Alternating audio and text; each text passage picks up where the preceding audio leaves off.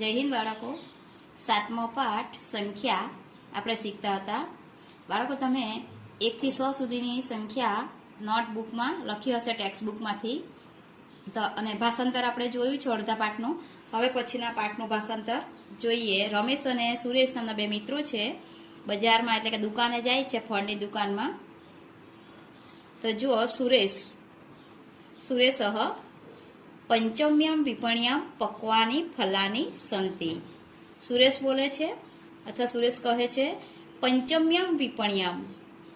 પંચમ્યમ એટલે પાંચમી, વિપણી એટલે દુકાન, વિપણ્યમ બહુવચનમાં છે એટલે પાંચમી દુકાનમાં પક્વાની ફલાની સંતિ, પાકા ફળો છે. ફરીથી જુઓ, સુરેશ પંચમ્યમ વિપણ્યમ, પાંચમી દુકાનમાં પક્વાની ફલાની સંતિ, પાકા ફળો છે. અહીંયા આ વિપણી જે શબ્દ છે એ વિપણી ઈ કારણ સ્ત્રીલિંગ છે, એનું સપ્તમી એકવચનમાં અહીંયા આપેલું છે, વિપણ્યમ. રમેશ, હવે રમેશ બોલે છે ભદ્ર આમ્રફલાનામ કિયત મૂલ્યમ. ભદ્ર એટલે ભાઈ, આમ્રફલાનામ કિયત મૂલ્યમ. આમ્રફળ એટલે કેરી, કેરીની શું કિંમત છે અથવા કેરીનો શું ભાવ છે. આપણે પણ કંઈ પણ વસ્તુ લેવા જઈએ તો પહેલા કિંમત પૂછીએ. તેમ અહીંયા રમેશ પણ પૂછે છે ફળ વેચનારને કે ભદ્ર આમ્રફલાનામ કિયત મૂલ્યમ, ભાઈ કેરીની શી કિંમત છે. તો ફળ વિક્રેતા એટલે ફળ વેચનાર જવાબ આપે છે 50 રૂપિયા કાણામ 10 ફલાની. 50 એટલે 50 રૂપિયા કાણામ, રૂપિયાની, 10 ફલાની એટલે 10 ફળો. 50 રૂપિયાના 10 ફળો. શેનો ભાવ પૂછ્યો? તો કેરીનો. કેરીની શું કિંમત? તો 50 રૂપિયાની 10 કેરી. એટલે ફળ વેચનાર શું કહે છે? 50 રૂપિયા કાણામ 10 ફલાની, 50 રૂપિયાના 10 ફળો. હવે રમેશ દ્વાદશ કદલી ફલાના. દ્વાદશ એટલે 12, કદલી ફલ એટલે કેળા. 12 કેળામાં શું? તો 12 કેળાની કિંમત પૂછે અથવા ભાવ પૂછે. તો ફળ વિક્રેતા, ફળ વેચનાર જવાબ આપે 1600 રૂપિયા કાણી. 1600 એટલે 16 રૂપિયા. 12 કેળાના 16 રૂપિયા. રમેશ ચતુર્ણામ નારંગ ફલાના. 4 નારંગીઓના. તો ફળ વિક્રેતા, ફળ વેચનાર જવાબ આપે 20 રૂપિયા કાણી. 20 એટલે 20 રૂપિયા. જો બાળકો, અહીંયા બધા શબ્દો, આ સંખ્યાવાચક શબ્દો આવે છે, તમે સંખ્યા લખી હશે નોટમાં તો જ તમને ભાષાંતર પણ આવડશે અને મોઢે પણ કરવાની રહેશે આ શબ્દો. ફરીથી, ફળ વિક્રેતા 20 રૂપિયા કાણી એટલે ફળ વેચનાર જવાબ આપે છે 20 રૂપિયા. તો સુરેશ પૂછે છે તરહી મહ્યમ 30 રૂપિયા તરહી મહ્યમ 30 કદલી ફલાની દદાતુ. અહીંયા સુરેશ બોલે છે તરહી તો, મહ્યમ એટલે મને, તો મને 30 એટલે 30 કદલી ફલાની દદાતુ, કેળા આપો. તો મને 30 કેળા આપો. હવે રમેશ બોલે છે રમેશ મહ્યમ 12 નારંગ ફલાની દદાતુ. રમેશ શું કહે છે? મહ્યમ એટલે મને, 12 નારંગ ફલાની, 12 એટલે 12, નારંગ ફલાની એટલે નારંગીઓ, દદાતુ એટલે આપો, મને 12 નારંગીઓ આપો. સુરેશ કિયત મૂલ્યમ. સુરેશ પૂછે કેટલી કિંમત.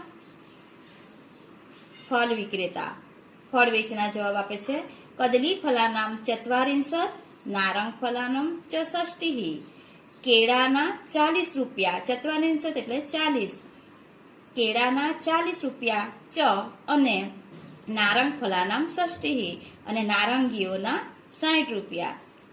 રમેશ 17 રૂપિયા કાણી સ્વીકારોતુ. હવે રમેશ ફળ વેચનારને પૈસા આપે છે અને કે આ 100 રૂપિયા સ્વીકારો અથવા લો. ફળ વિક્રેતા, ફળ વેચનાર ભલે. તો બાળકો, તમારે નોટમાં શબ્દાર્થ અને ભાષાંતર લખવાનું રહેશે. આ ભાષાંતર સાવ સહેલું છે અને પરીક્ષામાં પૂછાય પણ. હવે જુઓ સ્વાધ્યાય પ્રશ્ન 1. નીચેના શબ્દોનું મોટેથી ઉચ્ચારણ કરો એટલે વાંચવાનું છે. આપણમ, ક્રેતુમ, તત્રેવ, વિપણ્યામ, પંચાશત, રૂપ્યકાણામ, ચતુર્ણામ, નારંગફલાનામ, મહ્યમ, શત રૂપ્યકાણી. તમારે પણ આ દરેક શબ્દો વાંચવાના છે અને નોટમાં સારા અક્ષરે લખવાના. હવે જુઓ પ્રશ્ન 2. આપેલા પ્રશ્નોના જવાબ સંસ્કૃત ભાષામાં લખો. પહેલો પ્રશ્ન છે દ્વાદશ કદલીફલાનામ કિયત મૂલ્યમ. દ્વાદશ એટલે 12. 12 કેળાની શું કિંમત અથવા 12 કેળાનો શું ભાવ? તો 12 કેળાના 1600 રૂપ્યકાણી. અહીંયા લખેલું છે જવાબ. તમારે આખા વાક્યમાં નોટમાં લખવા પડશે. દ્વાદશ કદલીફલાનામ 1600 રૂપ્યકાણી. બીજો પ્રશ્ન કતિ નારંગફલાનામ મૂલ્યમ 20 રૂપ્યકાણી. કેટલી નારંગીઓની કિંમત 20 રૂપિયા? તો 4 નારંગીઓ એટલે ચતુર્ણામ. તમારે જવાબ લખવાનો ચતુર્ણામ નારંગફલાનામ મૂલ્યમ 20 રૂપ્યકાણી. ત્રીજું કહ ફળ વિક્રેત્રે 100 રૂપ્યકાણી દદાતી. કોણ ફળ વેચનારને 100 રૂપિયા આપે છે? તો રમેશ. રમેશ ફળ વિક્રેત્રે 100 રૂપ્યકાણી દદાતી. ચોથો પ્રશ્ન રમેશ કતિ નારંગફલાની ક્રીણાતી. રમેશ કેટલી નારંગીઓ ખરીદે છે? તો જવાબ આવે દ્વાદશ. દ્વાદશ એટલે 12. રમેશ દ્વાદશ નારંગફલાની ક્રીણાતી. પાંચમો પ્રશ્ન 30 કદલીફલાનામ કિયત મૂલ્યમ. 30 કેળાના શું ભાવ અથવા 30 કેળાની કેટલી કિંમત? તો 40 રૂપ્યકાણી એટલે 40 રૂપિયા. હવે જુઓ પ્રશ્ન 3. જોડકા અ અને બ વિભાગ આપેલા છે. અહીંયા શબ્દોમાં અંકો આપેલા છે અને અહીંયા અંક આપેલા છે. તો શબ્દો છે પહેલો શબ્દ છે નવ નવતી. નવતી એટલે 90 અને 9 90 ને 9 99. તો અહીંયા 99 લખેલા છે. મેં પણ બાજુમાં લખી દીધા છે.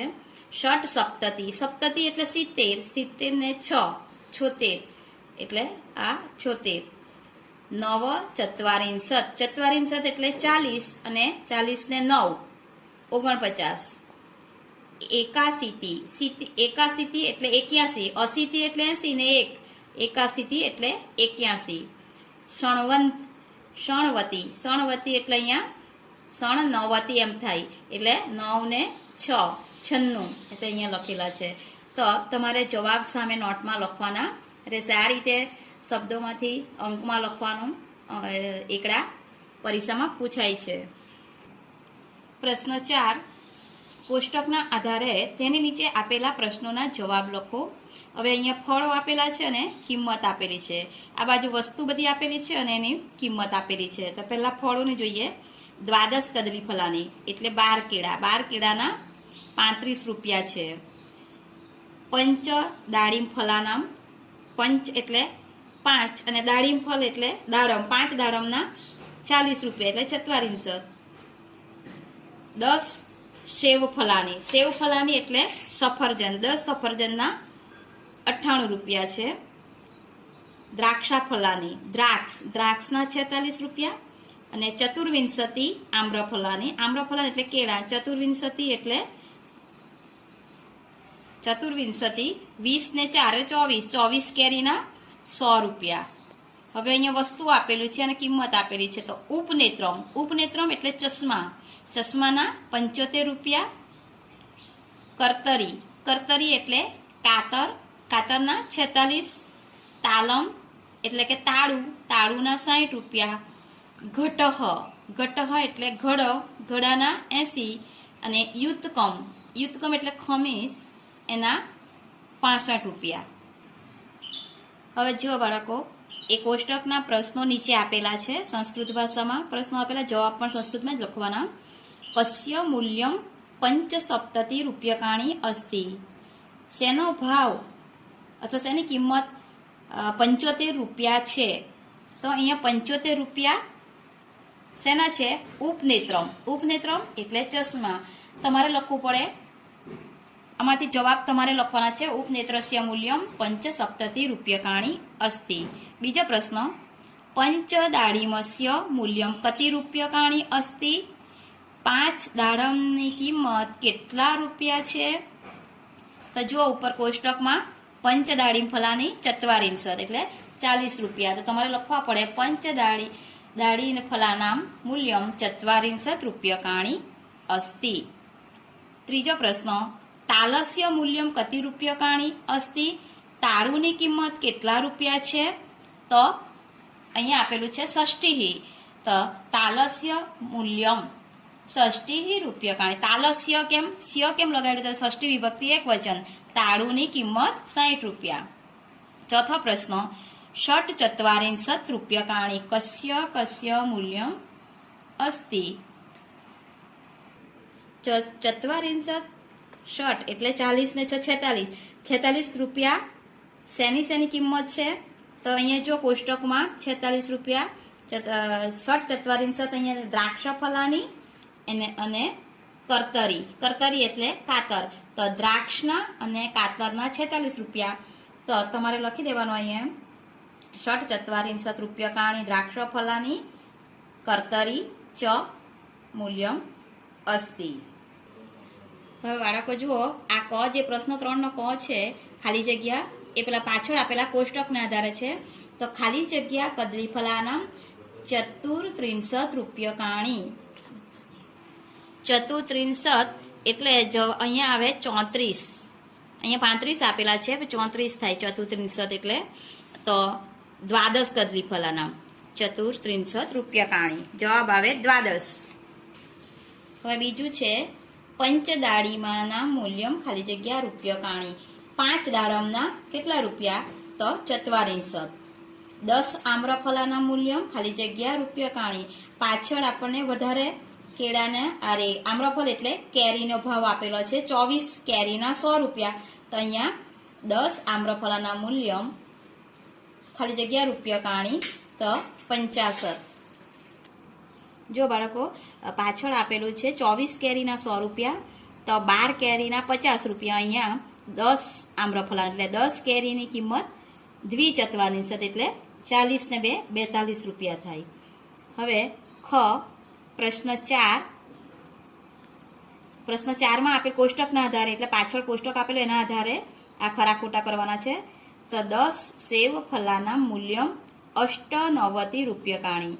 10 સફરજનની કિંમત 90 ને 8 એટલે 98 રૂપિયા. તો કોષ્ટકમાં 98 જ આપેલા છે એટલે ખરું. બીજું, ઉપનેત્રસ્ય મૂલ્યમ 50 રૂપ્યકાણી. ચશ્માની કિંમત 50 રૂપિયા છે. તો ખરેખર 50 રૂપિયા નથી, એમાં ચશ્માની કિંમત આપેલી છે 75 રૂપિયા એટલે આ ખોટું. ત્રીજું, યુતકસ્ય મૂલ્યમ પંચષષ્ઠી રૂપ્યકાણી. ખમીસની કિંમત ષષ્ઠી એટલે 60 ને 5 એટલે 65.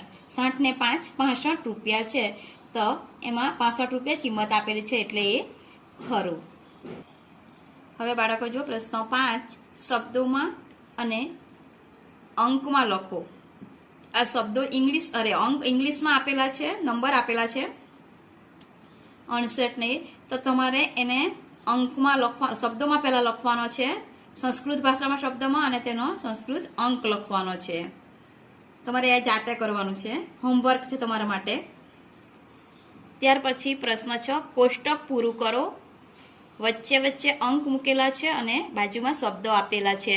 તો એક ઉદાહરણ તમને બતાવું. અહીંયા દ્વિષષ્ઠી, ષષ્ઠી એટલે 60 ને 2 62. તો તમારે અહીંયા અંકમાં દ્વિષષ્ઠી આમ લખવાનું. ત્યાર પછી અહીંયા 82 આપેલા છે. તો અહીંયા તમારે 82 ના શું કહેવાય તે સંસ્કૃતમાં અહીંયા શબ્દ લખવાનો. ત્યાર પછી 87 ના શબ્દ. હવે 350 એને અંકમાં કેટલા કહેવાય, આ રીતનું કોષ્ટક તમારે અહીંયા આ પૂરું કરવાનું રહેશે. આ પણ હોમવર્ક માટે છે. તો બાળકો અહીંયા આપણો લેક્ચર પૂરો થાય છે. આવતા પીરિયડમાં મળીશું. Thank you.